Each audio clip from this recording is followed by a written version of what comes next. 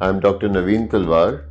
I'm a Consultant Orthopedic Surgeon at Aashlok Hospital. I am a Senior Consultant in the Department of Orthopedics.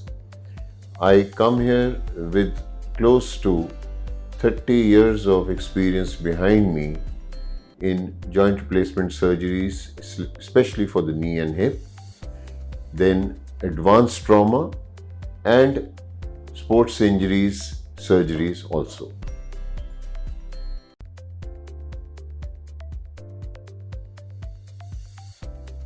Today I'll be telling you all about joint replacement surgeries. Commonly, joints which are done are the knee joint and the hip joint, but we at Aashlok also do the shoulder and the elbow joints.